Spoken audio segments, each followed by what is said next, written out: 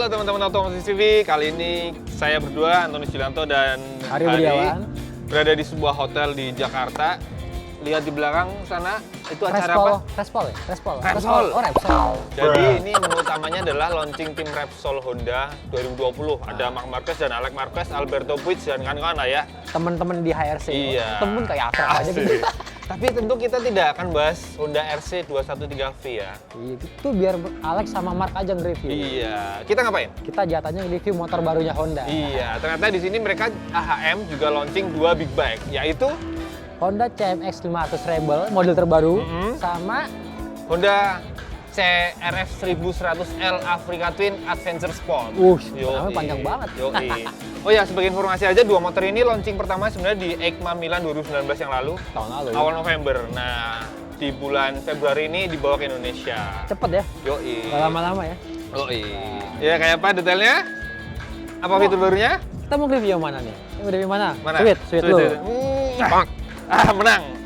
Saya pilih Africa Twin. Karena pernah berpetualang di Norway selama 12 hari. Sombong. Sombong. Nanti saya bertualang juga pakai Rebel. Sama kemana?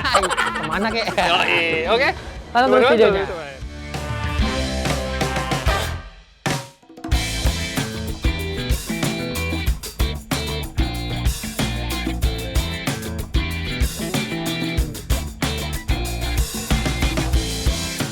Nah teman-teman, ini dia Africa Twin terbaru yang sekarang bermesin 1100 cc.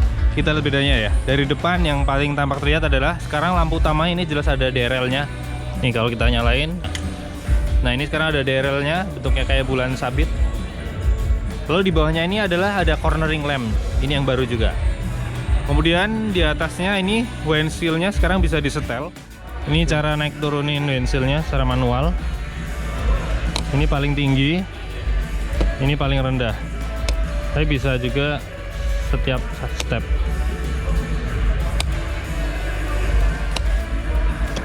Nah, begini. Lalu kalau kita lihat lagi, secara keseluruhan sebenarnya bentuknya mirip lah dengan Africa Twin yang lama. Itu saja tuh model motor adventure dengan tangki besar, tinggi, lalu posisi joknya rendah. Nah, apalagi bedanya, terus saja kita lihat bagian mesin. Mesinnya ini sekarang jadi 1100 cc dengan memperpanjang langkah pistonnya atau struknya. Efeknya adalah tenaganya lebih besar, sekarang 100,5 dk dan torsinya sekitar 100 Newton ya kalau nggak salah. Nanti lihat di sini angkanya. Lalu kita lihat ke bagian elektronik, ini paling banyak berubah karena sekarang dia ada IMU atau Inertia Measurement Unit ya, yang untuk membaca gerakan motor dari 6 arah, dan itu fungsinya ada banyak. Pertama tadi yang bisa dilihat ada cornering lamp ini, jadi dia akan nyala otomatis saat lagi berbelok, jadi menyinari sisi kiri atau kanannya.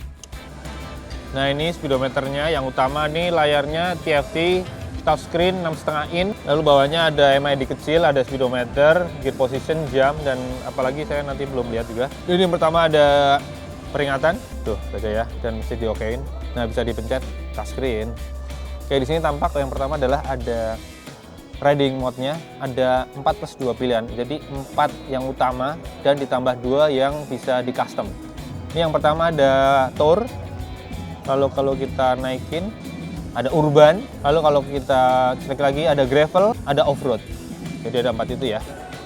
Dan tambahnya ada User 1, 2. Nah ini yang bisa di custom nih. Oke, kita ke Tour ya. Ini kita lihat ada menunya apa aja nih. Di sini ada tachometer, di sini ada speedometer, gear position, fuel meter, suhu mesin. Ini ada settingan yang berhubungan dengan IMU ya.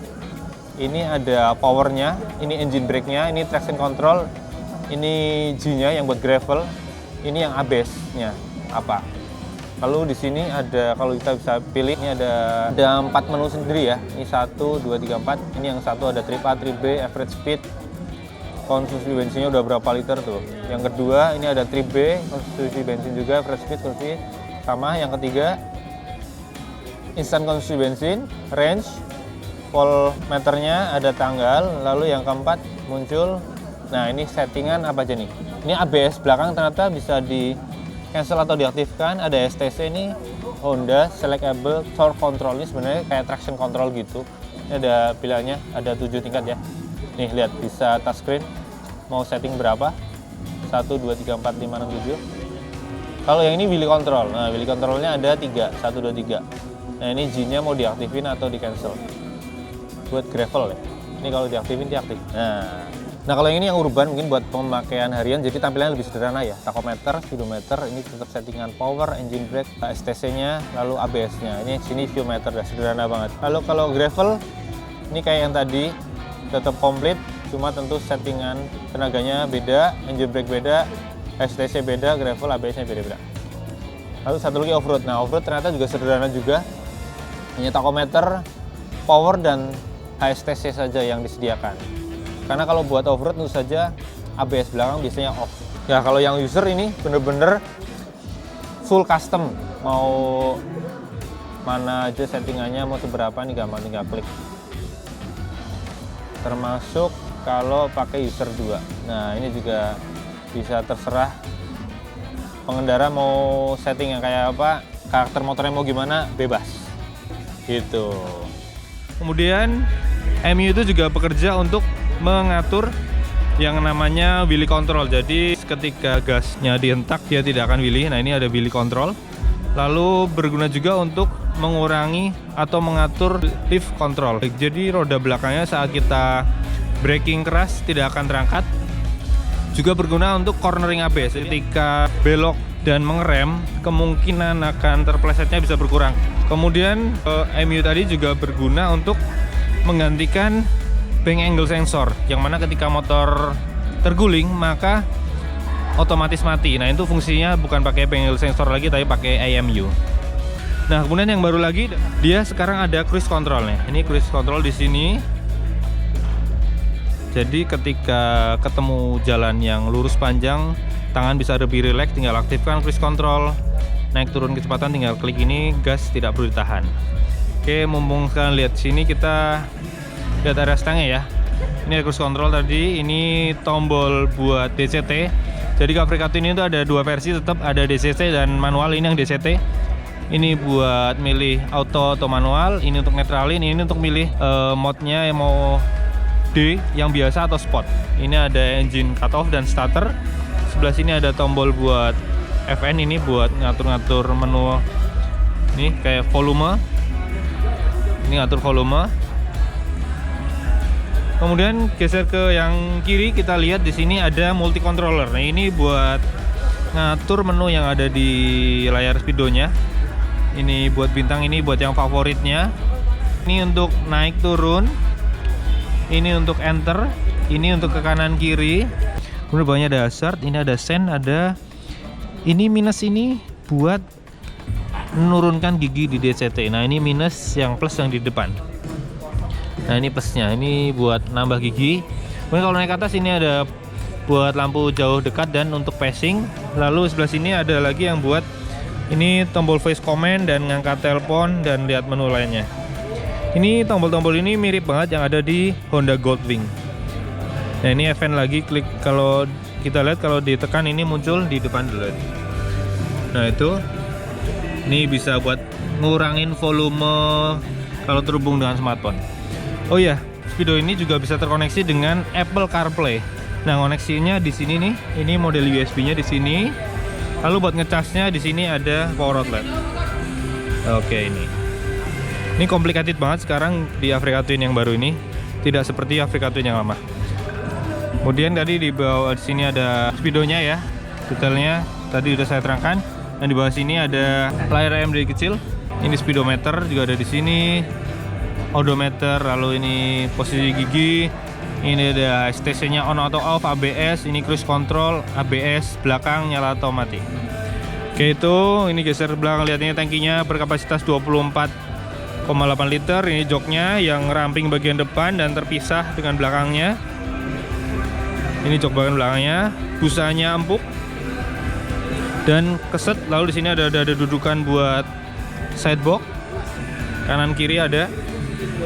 Kemudian belakangnya ada buat dudukan top box. Nah, ini lampu remnya bentuknya begini, sedikit berubah ya, sedikit lebih trapesium. Dan lampu sennya kayak Honda CB, persis, kecil dan LED. Ini knalpotnya, lubangnya tetap dua gini dan meninggi. Lalu kalau kita bicara kaki-kaki, ini ternyata tidak berubah dengan versi yang lama. Ringnya 2118 tentu saja, ukuran ban juga persis 90/90 ring 21, ini 150/70 ring 18. Dan sayangnya ternyata ini tetap belum tubeless, ini masih tube type. Padahal di luar negeri ada versi yang pakai tubeless. Jadi yang model peleknya jari-jarinya ke samping gitu kayak BMW GS series. Tapi ternyata yang masuk ke sini masih versi yang pakai tube type. Kemungkinan untuk menekan harga ya.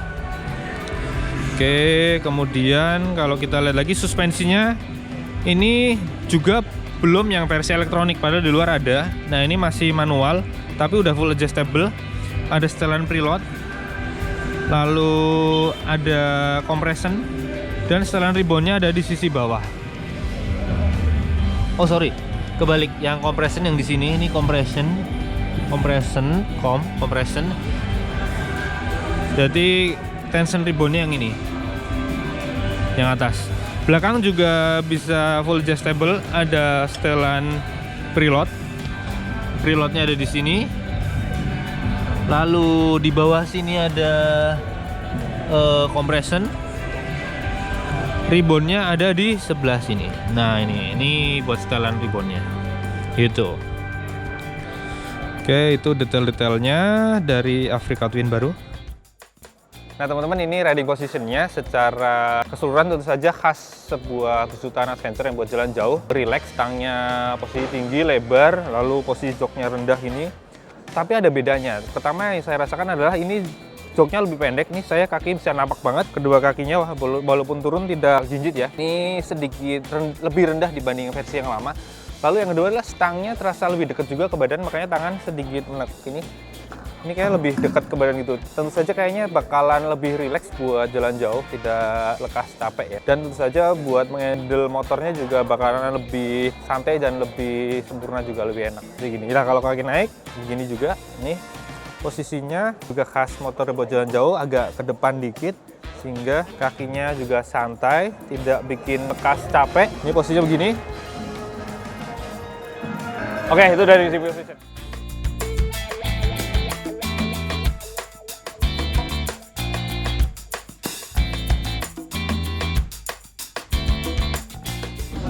Nah teman-teman, ini dia Honda Rebel 500 yang baru. Dia beberapa detailnya banyak yang berbeda ya. Kita langsung aja. Kalau secara tampilan sih dia masih sama ya kayak Rebel 500 yang lama. Nah yang berbeda, kalau dari depan dia lihat, kalau misalnya lihat lampunya. Nah ini dia nyala lampu yang terbaru dari Honda CMX 500 Rebel. Terang ya. Yang atas ini lampu dekatnya, bawah lampu jauh. Ini lampu jauhnya. Nah di bawah ini DRL, kayak macam orang lagi senyum. Lampu sennya, ini nyala lampu sennya, terang banget. Shock breaker tetap sama, dia pakai model teleskopik dengan tabung yang lumayan besar. Terus perbedaan berikutnya ada speedometernya. Nah, ini dia speedometernya, kelihatan nggak? Nah, oke, ini dia speedometernya. Tampilannya negatif display, jadinya lebih modern sih. Ini ada lampu sen kanan kiri. Ini ada indikator ABS, indikator oli, gigi netral. Ini ada indikator gigi juga di sini. Ini ada fuel meter, ada speedometer, dan yang paling atas adalah jam. Nah, ini ada tombol di sebelah kanan. Kayaknya ini buat mereset ya, mereset tampilan odometer atau trip meternya. Nah, sebelah kiri ini ada tombol juga. Dia yang merubah tampilan jadi odometer, trip A, trip B. Trip A buat konsumsi bahan bakar rata-ratanya. Trip B nya juga dikonsumsi bahan bakar rata-rata. Ini konsumsi bahan bakar real time. Dan ini adalah rest, jadi sisa bahan bakar mulai kedip-kedip dia udah berjalan sejauh 200 meter. Nah itu dia speedometer terbaru dari Honda CMX 500 Rebel.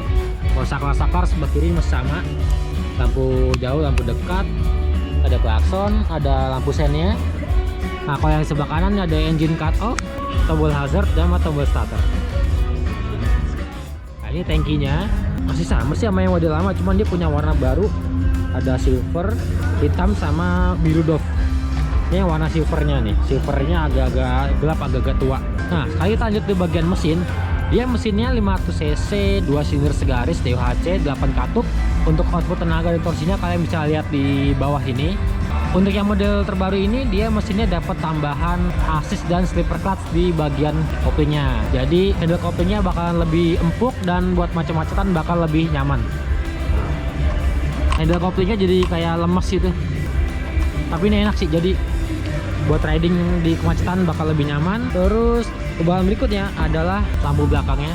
Nah, ini lampu belakangnya lebih slim, lebih tipis, dan lampu seinnya juga model terbaru juga, dan posisinya sekarang ini sejajar sama lampu rem. Kalau yang model lama lampu remnya di sini dan agak gede, lampu seinnya agak ke bawah. Kalau yang lain-lainnya sih masih mirip. Velgnya masih model casting multispoke, shockbreakernya ganda kanan kiri, udah ada setelan preloadnya juga di sini. Rem belakangnya cakram, udah dari Nissin kalipernya.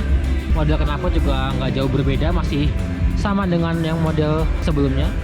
Itu juga dengan rem depan, dan dia remnya sudah ABS di depan dan di belakang, jadi ABS-nya udah dual channel. Nah, yang unik dari motor ini, buat kunci setangnya dia ada di bagian bawah komstirnya nih.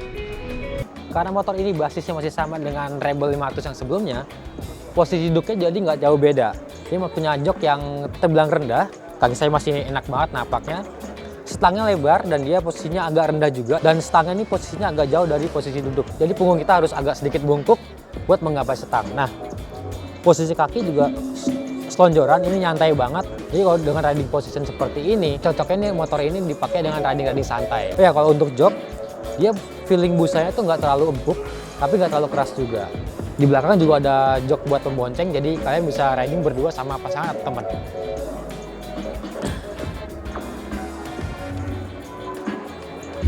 Tadi detail dari Honda CMX 500 Rebel terbaru, harganya kalian bisa lihat di bawah.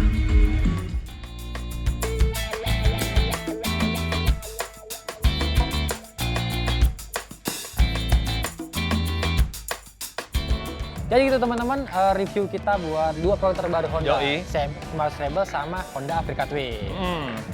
Rebel ini ubahannya sih bentuknya sih gak jauh beda ya, tapi kalau dilihat detailnya tuh banyak banget. Lampunya berubah, speedometernya berubah. Belum lagi mesinnya ada mesinnya assistant slipper clutch. Makin canggih berarti ya. Yoi. Dan harganya 160 jutaan. Ya. Dan ini kompetitornya sama Kawasaki Vulcan S Iya. ya, 650. Nah, sementara Africa Twin ini pembaruannya banyak banget update-nya, terutama sistem elektronik kayak ada cruise control. Iya. Ada cornering ABS, ada lift control, wheelie control, karena ada EMU. Ibu. Inertial Inertial Measurement Unit. Baca lihat bawahnya tulisannya. Saya. Belum lagi speedonya digital touchscreen. Ada aplikasinya juga, Iya, GPS-nya juga. bisa connect dengan smartphone pakai Apple CarPlay. Canggih banget ya.